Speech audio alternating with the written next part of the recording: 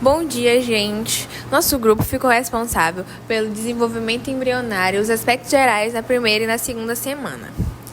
Esse vídeo vai ser dividido em 6 partes. Primeira parte nós vamos falar sobre os aspectos gerais do desenvolvimento embrionário. Segunda parte sobre a clivagem do zigoto. Terceira, formação do blastocisto. Quarta, diferenciação do trofoblasto. Quinta, diferenciação e implantação. E por último, falaremos sobre a diferenciação do embrioblasto. Bom, falando um pouco dos aspectos gerais do desenvolvimento embrionário, o processo de fecundação, que é a junção do gameta feminino e masculino, ele originará uma célula totipotente, que é aquela que pode se diferenciar para qualquer outro tipo de célula, e ela é chamada de zigoto.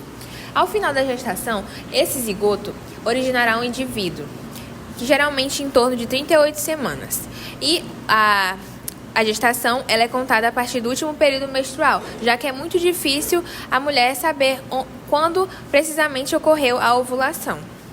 Bom, o período de desenvolvimento intrauterino ele pode ser contado em dias, semanas ou meses, mas ele é geralmente acompanhado em 3 trimestres divididos exatamente iguais, em períodos iguais. Bom, esses trimestres apresentam algumas características. Dentre elas, temos que no primeiro trimestre já se formam alguns sistemas desse feto. No segundo, já é possível observar suas características em exames de ultrassonografia, como por exemplo. E no terceiro, o feto ganha peso e geralmente já consegue sobreviver caso ele nasça prematuro.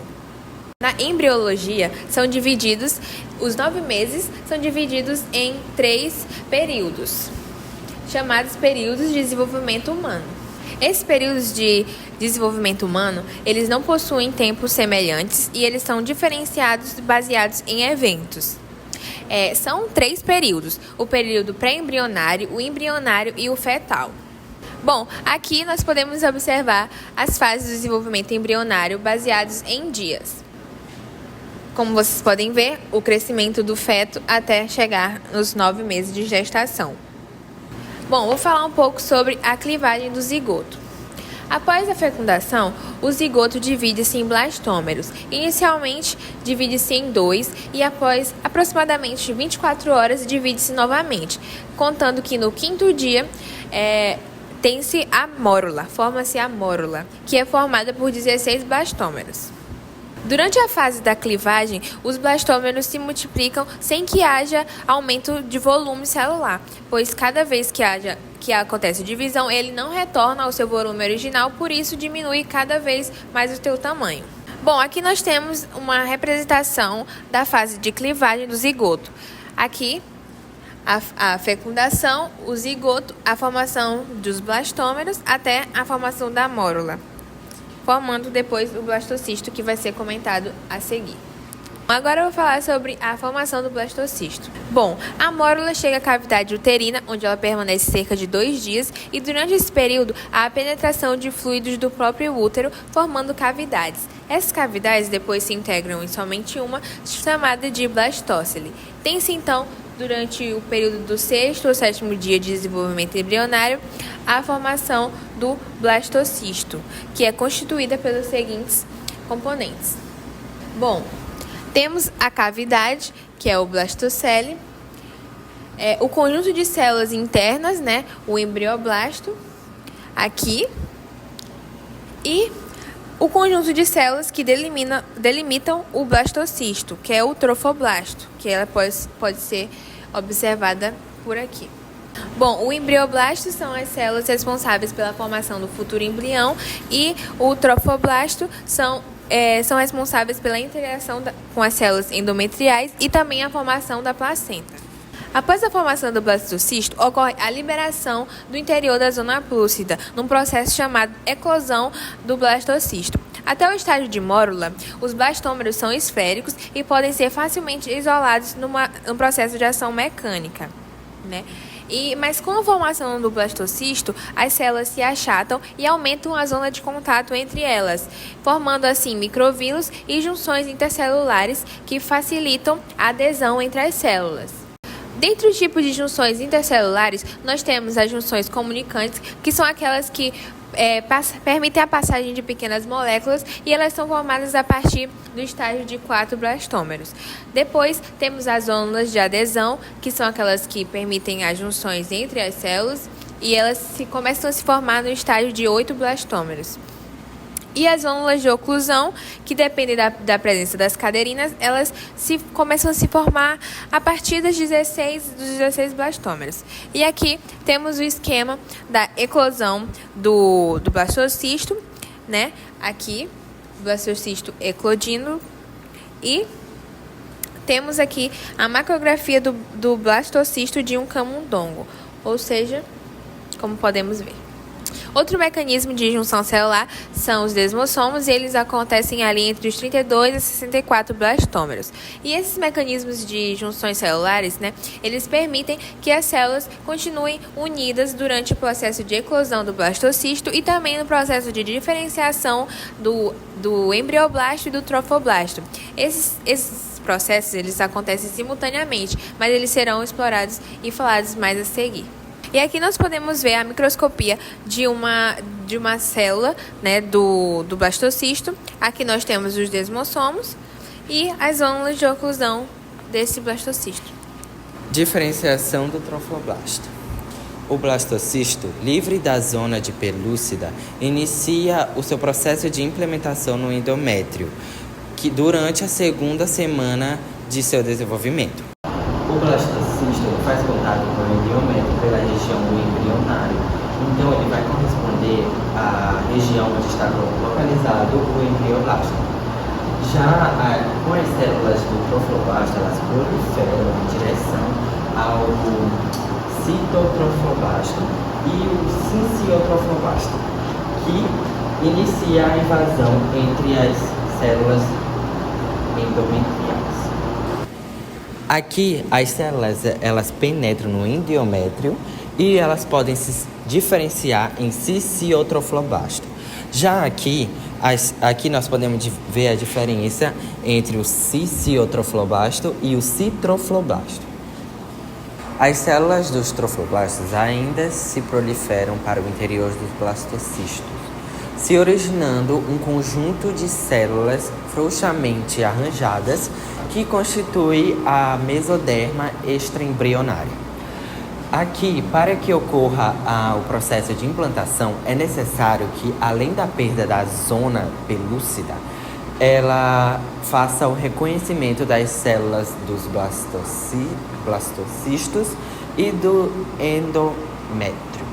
Aqui vai ocorrer o final do processo da implantação dos blastocistos na parede endometrional, a parede, e aqui no sinciciotrofoblasto vai surgir lacunas nas quais vai acumular sangue dos vasos endometrionais, que vai ser responsável pela nutrição das células dos blastocistos. Esse reconhecimento ele vai ocorrer através da secreção de fatores que vão se ligar aos receptores de membranas específicas, que vão atuar no preparo do epitélio e do estroma endometrial, que vai ocorrer na superfície e no interior do tecido do endométrio, respectivamente. E também vai atuar na adesão do trofoblasto às células do epitélio endometrial e na invasão e continuidade do ingresso do blastocisto no endométrio. São conhecidas pelo menos 4 famílias de moléculas que são relacionadas aos blastocistos endométrios. A família interleucina IL-1, o fator inibidor de leucemia LF, o fator estimulador de colônias CSF1 e o fator de crescimento epidérmico EGF.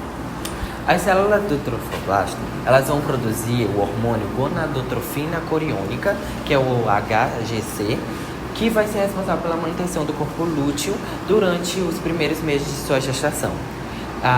Com a presença do corpo lúteo funcional, os ovários eles vão manter o nível de progesterona necessário para a manutenção do endométrio. Assim, se houver implementação do hormônio gonadotrofina coriônica, ela vai impedir a menstruação e impedir também que um novo ciclo se inicie. Após os seus 3 meses de gestação, a placenta ela vai passar a produzir progesterona, que continuará mantendo assim, a integridade endométrica até o final de sua gestação. Aqui temos a representação do ciclo do corpo lúteo e a representação do ciclo do hormônio. Vou falar sobre a diferenciação da implantação. É um evento que marca o início da gravidez em si e pode ser chamada de nidação ou fixação.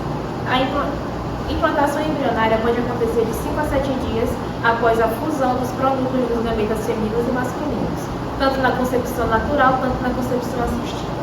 A partir de uma implantação bem-sucedida, ocorre o início da formação da placenta e de outros anexos embrionários, que auxiliam no desenvolvimento e no crescimento do feto, além de promover a comunicação entre a mãe e o bebê. Os processos mais complexos de desenvolvimento do feto se iniciam nessa fase e dependem tanto da estabilidade e segurança oferecidas pela adesão do feto e da placenta ao útero, como a energia fornecida pela nutrição materna.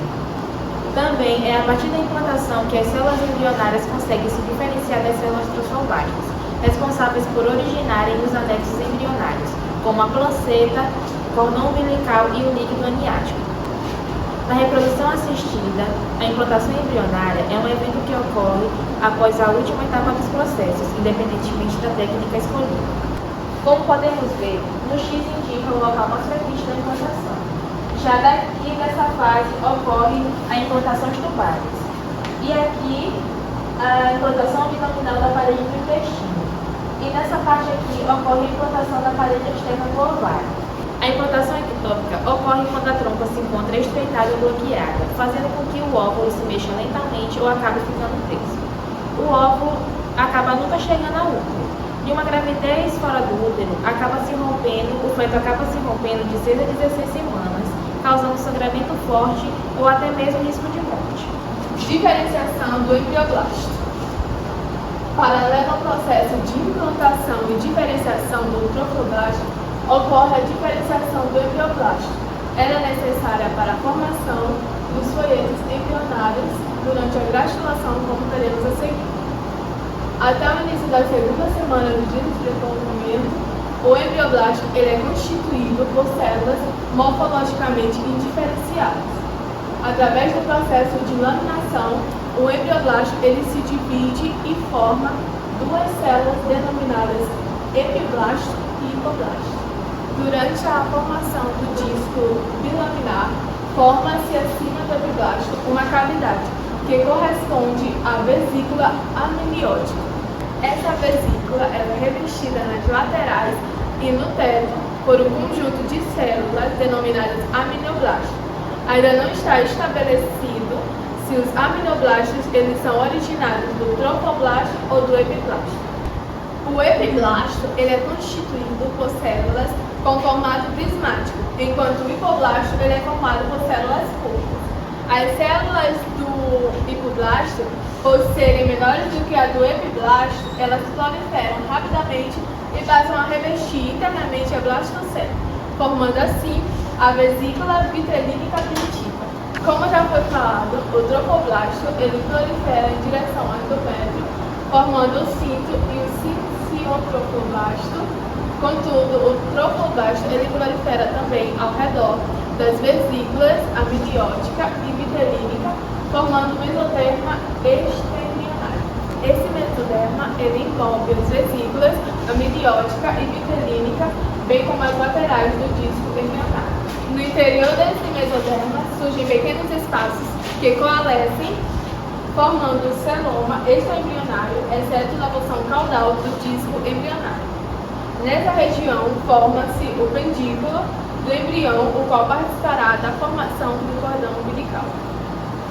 Aqui está destacando o processo de formação da vesícula vitrelínica primitiva.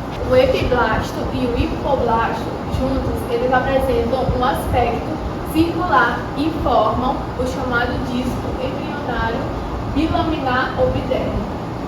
O aspecto circular do disco bilaminar ele é resultante do formato esférico do blastocito, uma vez que esse disco está posicionado entre a vesícula amniótica e a vesícula vitrelínica. Ao final da segunda semana do desenvolvimento, estão organizados o disco bilaminar, as vesículas amniótica e vitelínica, o celoma extraembrionário e o pendículo embriônico.